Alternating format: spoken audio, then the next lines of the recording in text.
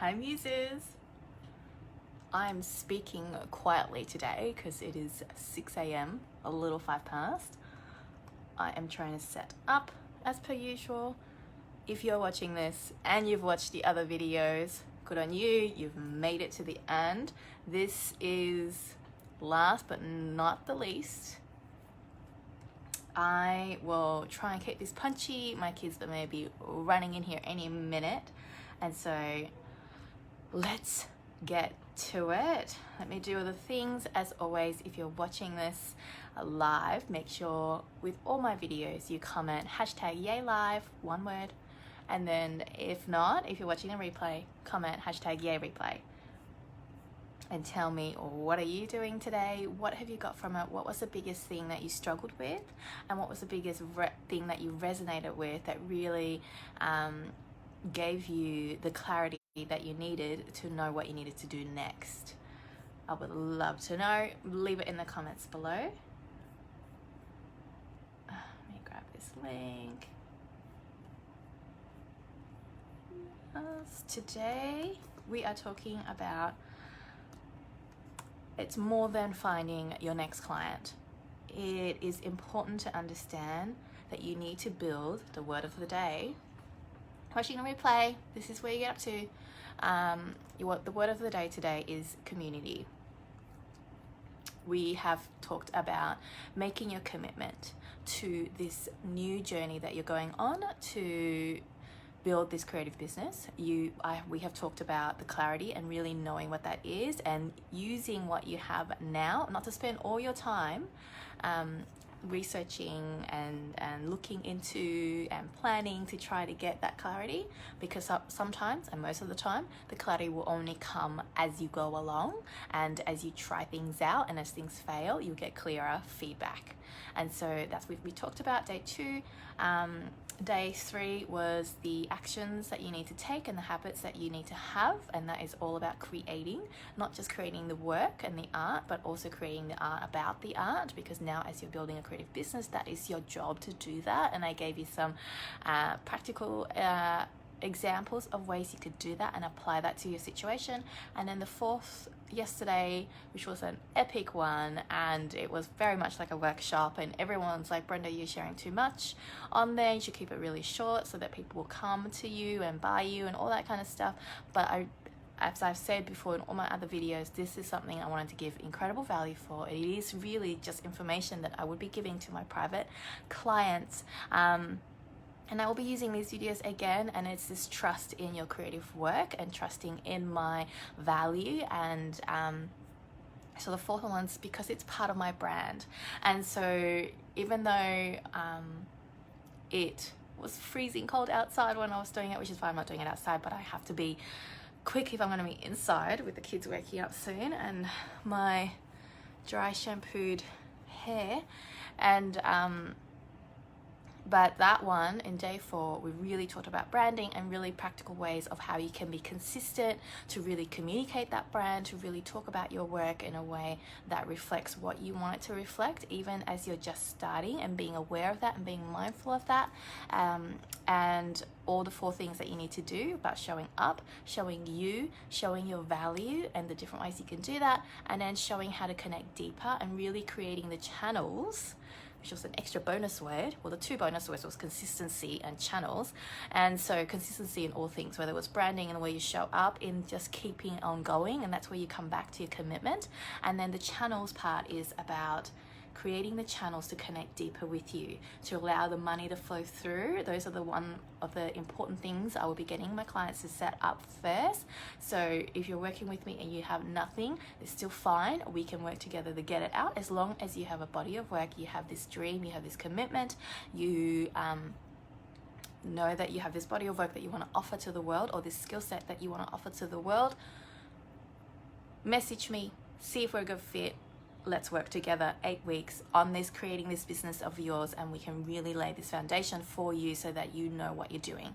If you've already kind of started, but you've been on and off about it, you can be half-assing about it the whole time, which is kind of cool. But also at the same time, if you know you need the support and the accountability to actually do the work, to really get more consistent in and being more conscious about what it is that you're sharing, what it is that you're creating, and where it is that you're wanting to go, message me.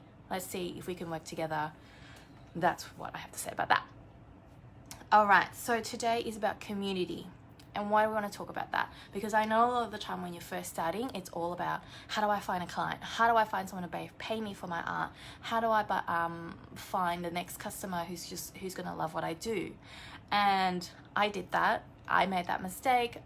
Spent a lot of time learning about lead generation and sales and all those things. All fantastic skill sets that I absolutely use nowadays.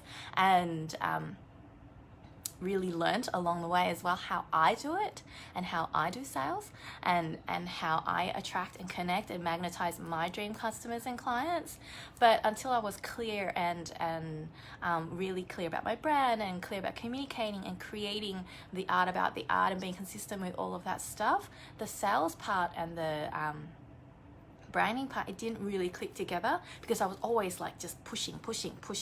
And with my creative work, I've learned if I have to, and you might find the same for yourself, if you have to defend your work, if you have to defend your prices, if you have to defend the reason why you're allowed to sell your art in the first place, you're talking to the wrong person and you're wasting your time. And I've just learned to just smile and just go, oh, that's nice, thanks for the feedback, and then move on. And so, but because when you're starting, you're kind of not as confident, and then you take everything as a sign that you suck anyway, because that's what you're used to thinking. And so to think a new way, you need to put yourself, you have to consciously choose that, but you also have to put yourself in an environment where everybody else thinks in that way, which is that your art is needed, your creativity is important, and at the same time you still have to do the work of creating this business, and it's a new way of thinking, and you have to expand in the way that you think and really rise up as a creative business person as well as being the creative artist.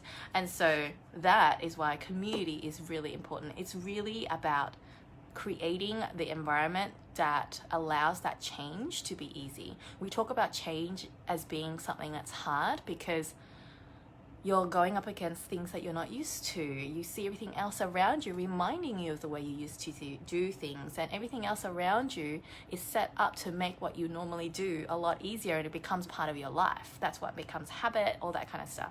Change is hard because you're bumping up against that. But if you change that environment, then the change becomes a lot easier, because then you are bumping up against your own habitual actions, but it doesn't work with this environment, and so then you have no choice but to change your actions, and eventually that becomes who you are.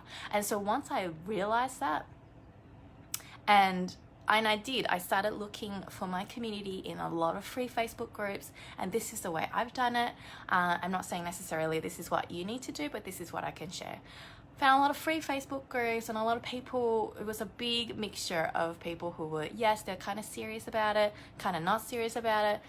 A lot of complainers in these groups, a lot of people expecting a different way. It wasn't the way I wanted to think, right? They weren't quite professional yet. They weren't really fully committed, really.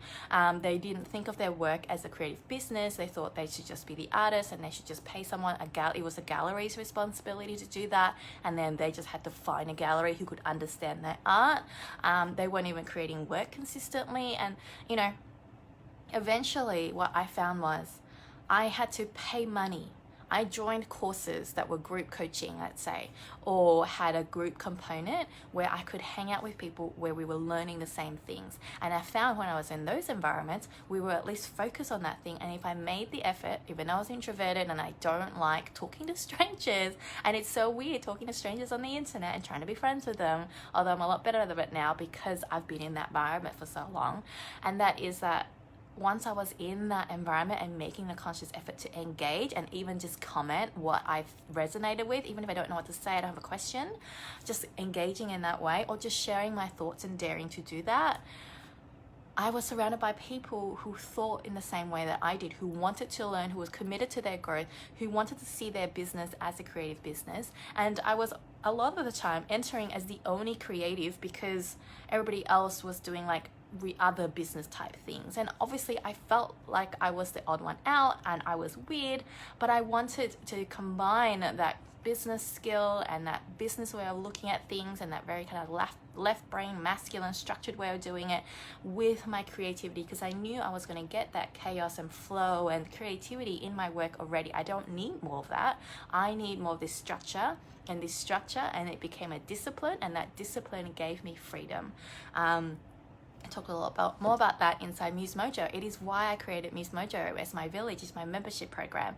It's so that I could gather a village, a community of people that I was inspired by, even though they were paying me to be inspired by me, and I could inspire them, not just by inspiring, but giving them the resources that I have so that they can go after their creativity, practice it, really get into that flow and connection with their creativity. But they inspired me with their ambitions and their daring and their desire to keep learning and be in that environment of creativity, because they made it a priority and they were going to do more of that into their life. That's why I created that community. And so know that when you're first starting, your community is important, because that community that you're cultivating around you, remember how I was talking about you stepping into being a leader as your creative business, and a leader as in not like you're going to be the boss of 100 staff members, not that you're going to be leading a 1 million people movement. Unless that's your dream, absolutely go for it. You can only start it one person at a time. And what you are doing, even if it's just a business and you just want to sell your paintings, you as a leader of your creative business, you're in charge now. The way you're in charge when you're doing your creative work, you're in charge of this creative business. You need to build a community around it.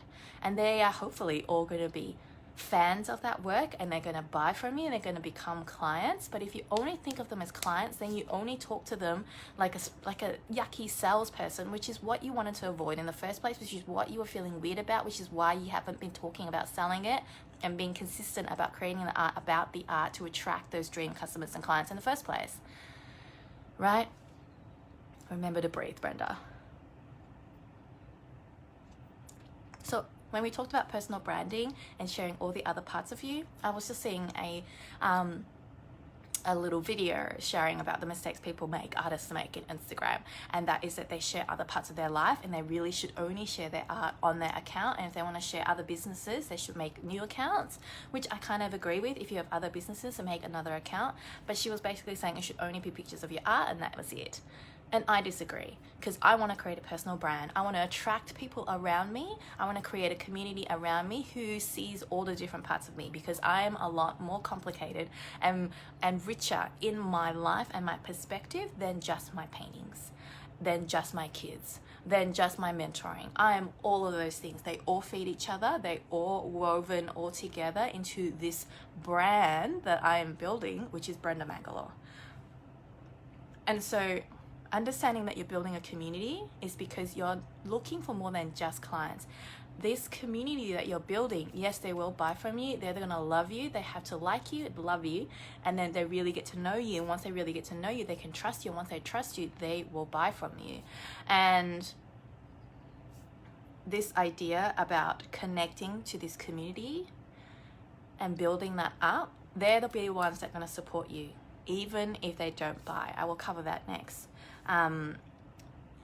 And the last thing I'm going to talk about is your Wolfpack and how to find the right mentor for you. Because as your leader, you're going to need to have support, as well as other leaders to support you, and then leaders who are more ahead of you, not way ahead, more ahead of you, so that you can learn from them and then pass all those insights back to your community. Okay? So the first thing, it is more than a community. You are building that community. It's more than just clients. You're building a community around you. This is what they call your audience, and the people who are watching and commenting and following your Instagrams and all of that, following your Facebook page. I say it's more than clients, it's community, because you're building that, you're practicing, you're sharing a part of you. You are leading and sharing a message that is more than just a painting. I want to build a community of people who enjoy the conversations around creativity and expression, who believe in beauty and allowing that into their spaces so it transforms their life through their environment, that they value that their environment does affect the way you are and the way you show up. And so this kind of conversation, do you see how it feeds into my paintings? It feeds into my mentoring. It feeds into me being the kind of mother I want to be, as well as being a wife and a friend and all of those things. That community, and to build that, when you think of it that way, because you know from this pool, there will be some that buy and there'll be some that don't, but they are all watching how you interact as a leader, as the creative of your creative business. And so if you're unapologetic about yourself as an artist and not having to defend your art, then they can look at your art without having to worry about, like, maybe you don't know what you're doing, they can't trust you, all that kind of stuff. And at the same time, being a leader and showing up unapologetically for your business, then they don't have to, you don't attract the people who are like, oh, who are you to charge for art? Art should be free. You don't want those people in your community. You want the people who appreciate art, who want to pay and invest in creative work, who want to work with you because they love you, and you are the one to attract the ones that you want to work with, right? And so the way to do that is to engage, to see them as individual people, right? You come up to these things, you know, these videos, I'm coming up live, I'm doing them for ages, and no one is showing up to their live stream. When I was posting my first posts, like I got like 2 views or whatever, or like 2 comments after. But each of these comments, those 2 views, they're 2 people. Like imagine them actually standing in the room with you and you're talking to them, or you're talking about your art for them, or you're at a party, right? And there's only 10 people on your that liked your post. That's 10 people in the room with you looking at your art. And if you can think of it that way, you would engage with them like a person and connect with them like a person and be friendly and be kind and treat them like the valuable community that you are building around you, one person at a time. So engage with people in the comments. Don't be focused on the metrics and the numbers and the like, how many likes, how many followers do I have? The people have like bothered to actually follow you and made that effort and that energy. And I'm talking about organic growth here. I'm not talking about paying people to follow you. Is that if you only focus on those clicks and the likes, then you're always going to be disappointed. But if you're thinking about them as people who are like actually in the room physically with you, you're going to be so much more grateful, and also standing with more confidence in your leadership, because yes, you're only getting a small group because you're still practicing being a leader and showing up consistently and talking about your work. Be grateful that you're not starting out with 1,000 people in the room with you and you have to like perform like that. You have to talk about your art clearly and show yourself as being someone who is confident about your work and being a leader in your creative business. So be grateful for those people, engage with them, comment. This is why when I talked about creating the art about the art, or even just creating the art itself, and you're posting a picture of your art, absolutely share your work. Don't just have a hashtag on it and that's it. Oil painting. Like explain the work, give it a title, talk about the feelings behind it. You can talk, like this is when you can show the actual work, but your caption isn't just describing the work, but also talking about the art behind the art, or talking about your passions behind it, or talking about how you love, the reason you love painting is X, Y, and Z, and really giving a little more entertainment value because people want to learn about you. They're always curious about people, and also giving them a little bit of educate, which is what I talked about yesterday as well, and teaching them how to appreciate the work that you're sharing. And then at the end, think about how to give them a call to action, and that might be comment below what you saw in this painting, and then really engage with those who comment back. They actually answered you.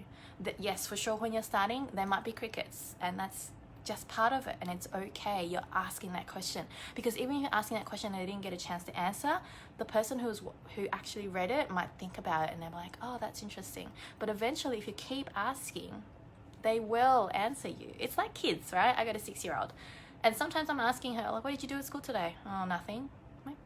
You spent the whole day there. Surely you did more than nothing. But eventually, once I was just not pushing it and I gave her a safe space, she would answer. She would give me random updates about things that I didn't even ask about. Like, I meant like subjects. What did you learn at school today? But she'll give me updates about what she did. And, oh, I played in dirt today. Oh, yay. Did you know this person can blow bubbles? Okay, cool. You know, but like, they interacted, and being grateful for that. Instead of focusing on your ego, focus on building that community. Second thing is about your wolf pack. Right, I want to talk about those people who love what you're doing. They are commenting, they like your stuff, they keep telling you how your work is amazing, but they don't buy the work. And for a long time, at the beginning of my creative business, I used to feel really resentful and upset and frustrated that they didn't pay. And here's one thing, there will be some who just never feel like they can pay. And I know with artwork, especially if you're an artist, there are some who have not given themselves permission to allow themselves to invest in beauty and creativity in that way. There are also some who actually secretly want to be artists, and so therefore they don't buy the art, they just want to be in your energy, right? Hi, Leslie. There'll be some who just, they just like your stuff, and they like your stuff, and they're going to be your raving fans, even though they never buy. Those are the people that you want to cultivate. Hey, Leslie, we're talking about the people now in your wolf pack. There'll be some who just never buy because they just never gave themselves permission to invest in that way. And then I've learned that it's not my job to teach them how that they are worthy to invest in that way. I still provide material in that way because I feel for them. I know I had to wake up early. Today is not a daycare day, so I have to be on here now, and then I can look after my toddler for the day. And I want to do a whole bunch of other stuff and really end this live stream series like on a high, on a good day. So the one, it's not your job to teach people that they are worthy of investing in your work, right? Like, you give them the materials, you encourage them on it, but then I was reaching a point where I felt like I had to educate. No, you are allowed to buy the painting. You can, if you can pay that kind of money for a holiday that you experience and absolutely gives you all the memories, but then it's gone.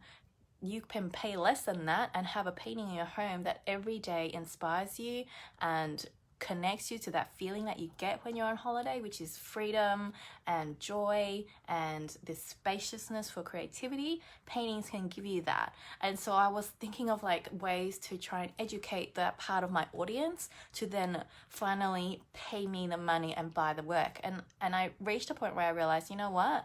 That's not my job. They're still on their journey of reaching that sense of self-worth, and whatever that story is, I don't know all the other layers of it. And so I just am here and available for when they're ready. This is the same and the thing about artwork especially is that it's a long game. It's a long process, because I know with certain paintings that I've bought, I only just bought my first original painting last year, and that took me a long time to like really like kind of get across the line to like invest in that way. And it was a small painting, and obviously by an artist I admire. It's art is very different to mine, but I understood, because I wanted to buy original art that I really loved and really understand that thinking around being a customer. And so I would always suggest to you, if you want to work with clients in this service or this art that you're offering, that you also in some way be a consumer of that too, that you pay for that service and you pay for that artwork too, so that you understand firsthand what the thinking is like. Anyway, I'm talking about the Wolfpack, those who don't pay you. There'll be those who just are secretly wishing to be you, which is why they don't pay you, but they just want to hang out around you, and that's totally fine. You can still practice being a leader in that space for your creative business. And then the third ones I'm talking about, who love you. They're your raving fans, but they don't buy. Love these people back. I've had to learn this really recently, to love these people back, because those people are the ones, I really wanted to clap, but my kids are sleeping and they can hear me. And is that these people, they're the ones who are going to tell their friends about you. And then when they tell their friends about you, that friend's the one who's going to come and buy your work. And so do you see how if you were not dismissive of these people and you still gave value in your content that you're sharing on the front end, on the like the posts that you're sharing, and you're giving value in that way of entertainment, educate, all that kind of stuff, still only talking to the dream customers and clients that you want, right? And even though these people, they're not quite your dream customers and clients because they're not actually paying you, but they love having the same conversations that you want to love. They love your energy, they love your presence, they love your creative work, they love how you show up because you're being consistent and you're talking about your work and you are stepping into that leadership of who you are. These first adopters, love them, talk to them, engage in them, but at the same time recognizing who they are. Don't spend more time with these fans who love talking to you, who become your friends, and less time with your clients and your dream clients. Your job is still to create the work that connects with your dream clients and helps educate them, helps encourage them, helps entertain them, and educate them not only on what you do, but also how to step closer through those channels that you created to connect with you deeper with either money or deeper into your community, like your email list, or to love your work, or to follow your work, to like your page, to make comments. So that's the thing. I've got my notes here. Don't take their feedback to heart, because those people who love you, this is another thing, especially I learned this for paintings. There'll be those who love you and they say things, they're always commenting, whatever, and they might give you feedback about your work, especially if they're the ones who kind of secret want to be with like you. Appreciate it. I love them. I'm happy to share with them. I love them in my space. They're the ones that kind of like share my work out as well. But I don't take their feedback to heart. I take the feedback of my buyers. Same with feedback from my husband, who had things to say about this painting and certain ways I do painting. And obviously his opinion, it does value, but I've had to step into the leadership of being the artist and go, that's the thing that my collectors tell me that they love. That's the style that my collectors tell me that they enjoy and they notice and they really like. And so I need to take the feedback of those buyers versus the feedback of my husband or these people who are commenting on my comments. Because if I was only focused on the likes and the follows and the comments who can like engage with my comments, I wouldn't be working on things that connect with my buyers. So what do you do when you're first starting and you don't have buyers? Then this is when you have to use your imagination and your creativity and go, what are my dream clients like? Getting a little clear about that. What is it that they will love from me? Like being really honest about that to actually pay me the money. This is why I say be the consumer of the work that you are also offering in some way. Or like, maybe I'm not buying so many paintings so much, but I do buy other forms of art. Like I buy ceramics because I really love ceramics. I consume a lot of movies. Like really seeing it as an art form. Like I go to galleries and pay money for the big galleries to see those kind of big retrospectives of like artists who are like in that kind of world. I'm probably not quite going into that kind of world industry. Anyway, this is all industry talk. So yes, so that was what I wanted to say. The Wolfpack thing. This was something I wanted to give you to do. This is a practical thing. All right, how to find your Wolfpack. Let me put this in so that we can timestamp it. All right, Wolfpack. How to find your Wolfpack. I think of my Wolfpack as your community of peers. This took me a long time because I was all like, I need to start a creative business. And I saw every artist, and this is like, if I'm embarrassed to say, every artist was like a competitor. Every other painter was a competitor. And it was just like, it was very, like tight and scarcity thinking, and you don't want to think in that way because that person's art is not for my dream customer or client. My dream customer or client likes my kind of art, and my art is not for everyone. And so I've had to make this effort, and I did this first by investing in courses and coaching and masterminds, and mainly in business, because at the beginning I only wanted to hang around other like coaches and other creators who weren't quite painters, because I was still feeling that bit of jealousy and like scared I was gonna like run out of customers. There's like billions of people in this world and I don't need a billion of them. And so But what I did was I paid for friends. I call it paying for friends. But my business besties nowadays is because I paid to be in a program, and then we got to hang out. And we both liked the same leader, coach, and then we were masterminds in there. And then we kind of connected because our personalities are the same.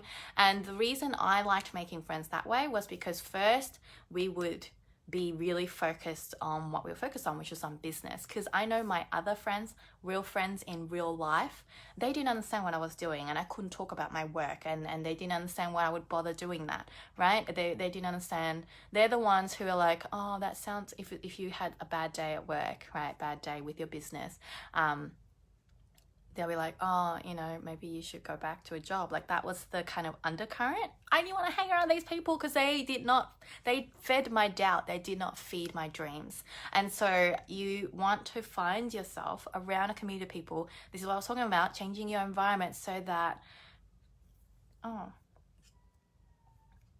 am I back? Am I back, Leslie? Let me know. Because it looks good on my end.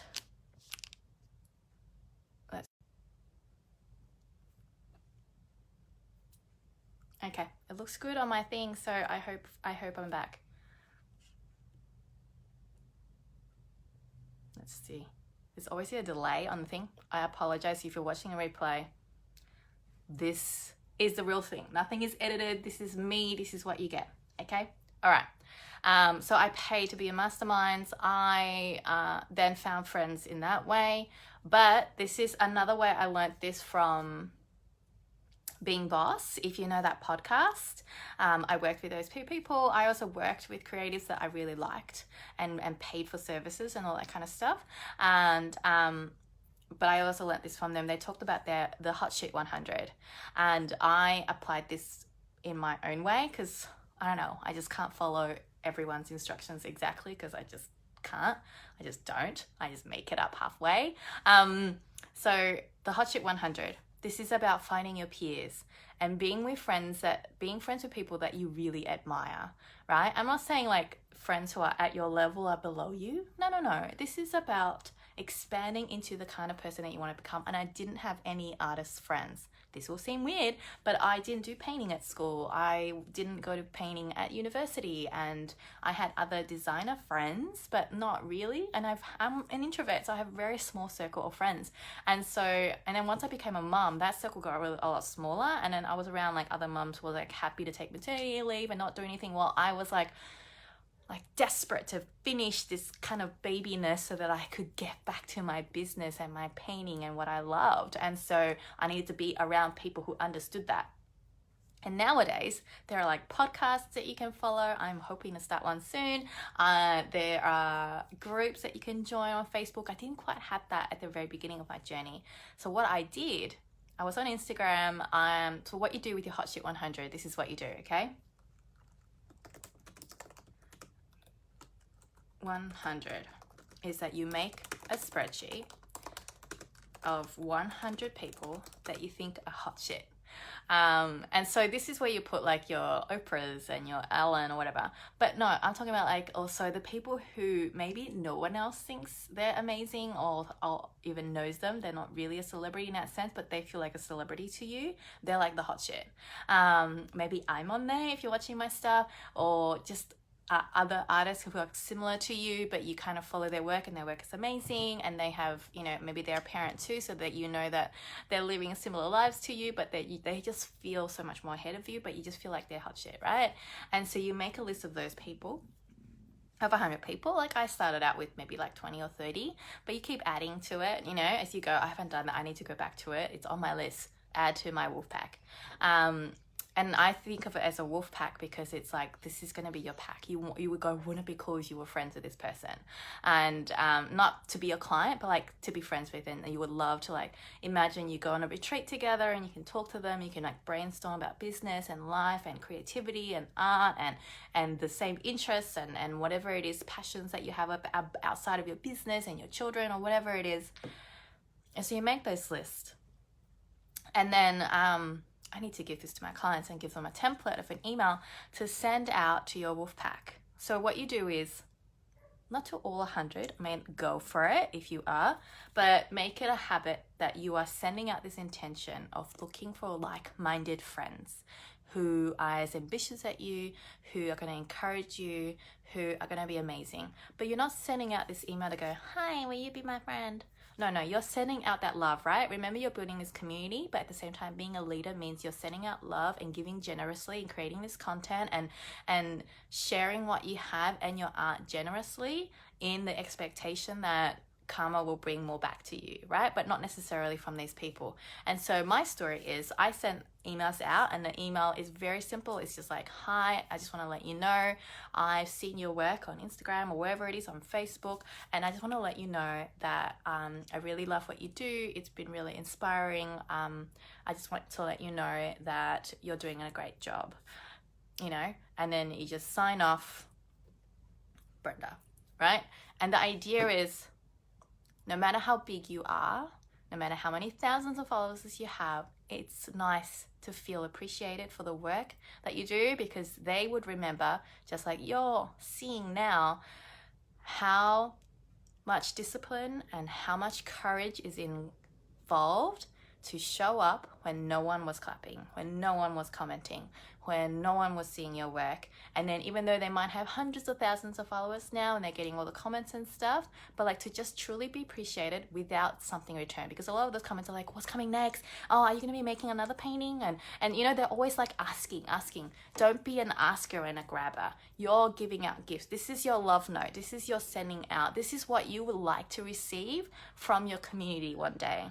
You know, like, hi, I see what you're doing. I love what you're doing. Oh, you inspire me. I just want to let you know that. Like, it's a gift to them. My kid's crying now. So, and send them a love note. Do that. Do it for, you know, every week, send it out to 3 people. And to my artist friends, I won't name them here, that is what I did. And one of them, she was huge. She had a lot of followers on Instagram. She has this beautiful watercolor style and really loved her work. Really great illustrator as well. And I just sent her that email just to say, I really appreciate what you're doing, all that kind of stuff. And then she emailed me back straight away and was like, oh my God, I'm on your email list and I love what you do too. And I was just like, right, like no one else would know who she is. I felt like she was a celebrity, but she already was. And then I checked and I was like, because I don't check my email list anymore because I don't want to check for unsubscribe. It was making me feel really depressed. And I was like, oh my God, that is her. And so we ended up talking and sending emails, and now we're friends. And so I'm not saying every single one of those emails is going to land you a friend, but my point is that you send out those love notes. You're giving gifts out. You're giving gifts out, like almost to your future self, but to these other people who are living lives that you feel like is your future. And they may be more human than you giving them credit for, because in the end, they would love to just be appreciated for free, without any expectations, without like, oh, can we work together? Oh, can you talk about my art? Oh, can you check out my Instagram? Like none of that, zero of that, just giving that love note out. And know that it will come back to you, okay? There was plenty that I sent out, and then I was just, oh, thanks for letting me know, and that was it. And even that in itself was like, they made the effort to send me an email, and that was it. And so it's just so that they feel seen, but then you will also be noticed a little bit more too when you're commenting on their Instagram or whatever it is. And that's why I believe in email too, because it kind of goes a little bit closer. But don't harass people. Do not take this as like Brenda said I could harass people. Do not harass people. But build your wolf pack. This is when I go out and I'm, you know, in networking events, really I'm just going to events of my business besties and stuff, and then seeing their audience and just talking to them, knowing now, instead of like, oh, what can this person do for me? Are they a good fit? Are they going to be a future client? All that kind of stuff, especially when you're starting, that you feel this kind of desperate energy, you need to let that go and know that a business is a marathon. This is not a get rich quick scheme. This is about building this beautiful, multifaceted tapestry of a business, because you are a beautiful, richly layered, multifaceted tapestry of a person, and especially as a creative. And so when I go to actual in-person events, I also get to practice talking about my work in a way that's confident and also clear, instead of like rambling and waffling and almost apologetically. I'm just like, I'm an artist, I make paintings, my painting's about connection. My collectors really love how it serves as an expression in their home, and they really love how it transforms their space to be a space of personality and a connection to their spirituality, as well as what they would like to become. And then that's it, right? I just made that up on the spot, but like, this is similar to what I would say. And then changing your conversation to being really interested in them, because maybe they could be part of your community, but also thinking about what you can give them first, like giving them love and seeing what they do and appreciating them. That in itself is what you're hoping to get back into you, and the world tends to reflect back to you what you give out.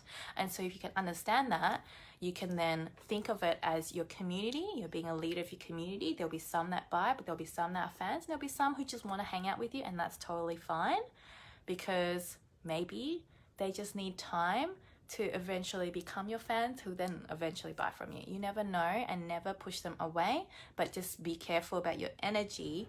You know, what I said about bias and all that kind of stuff, and also be conscious about building your wolf pack.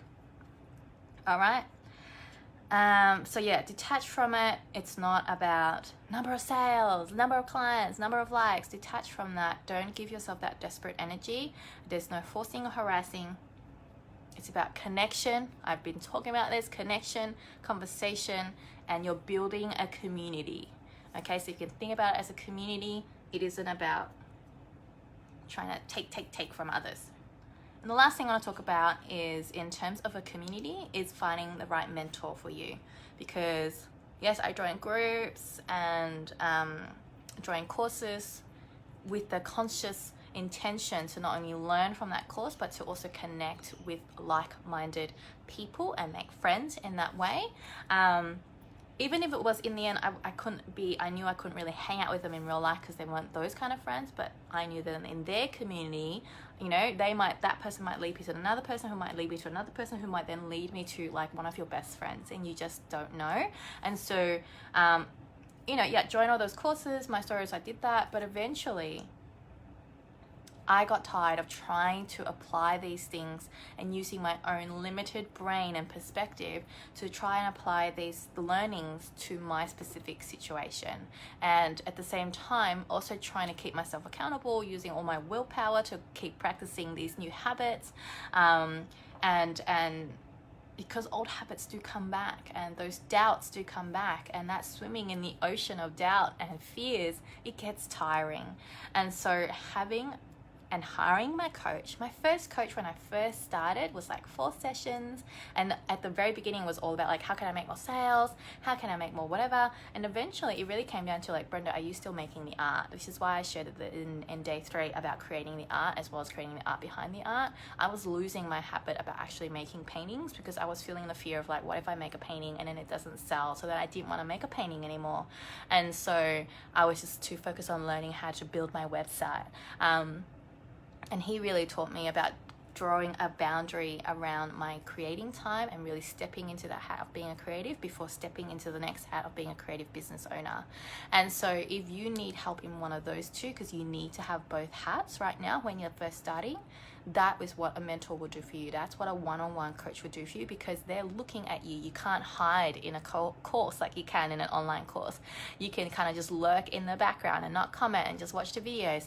You can give yourself all the excuses. But if you're ready to finally be seen, not only by your community, but by your own higher self, and actually just face facts that you're being lazy, that you are being procrastinating because you've been scared, that you have been allowing fear to stop you and you don't know how to move forward, a coach is going to do that for you.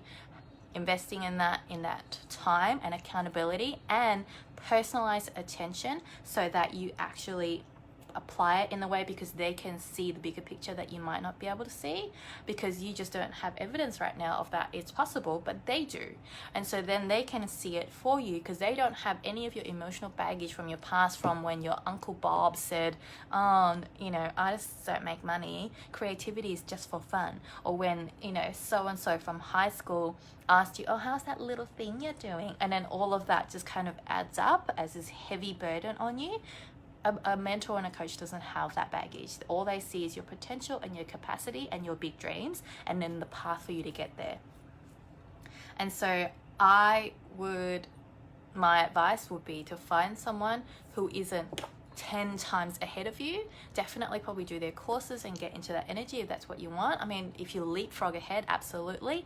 But I found the best work, especially for me as a creative, for me to both feel like I can relate to them and not be dismissive and use the excuse that, oh, you're so ahead of me, you don't understand where I'm coming from, because I absolutely use that excuse, is that I work with people who are a few steps ahead of me. They're like 2 or 3 years ahead of me that I can kind of see and I can kind of get a glimpse of, you know, and so I kind of step into that and I use them almost as a living vision board of who I would like to become. And a lot of the time, most of my coaches, they're not painters. I was in a mastermind last year who was with someone who is an artist, a working artist, and I was in that intentionally because I wanted a little bit of that artist perspective. But a lot of the time, the work I know what I need to do with my paintings. I know what I need to do to improve it, and I'm learning it on my own, and I'm learning with others, and I don't want to go into others how to paint kind of courses because I don't want to make other people's work. What I need a lot of accountability and strategy and perspective on is on my business, so I work with business coaches. And so if you know what you need is someone to really look at your business and to lay that foundation for you, that's why I'm offering First 5.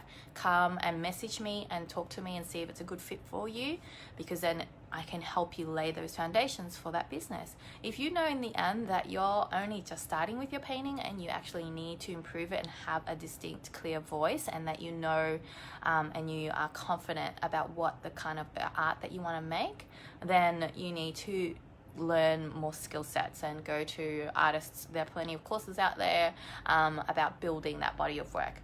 I'm actually going to be doing a course on that later. And so think of, right, one-on-one coaching, absolutely, because I knew that one-on-one part was going to give me the accountability, because then I'm going to have to answer to them at the next week's call and be like, have you done the work that we set the plan to do?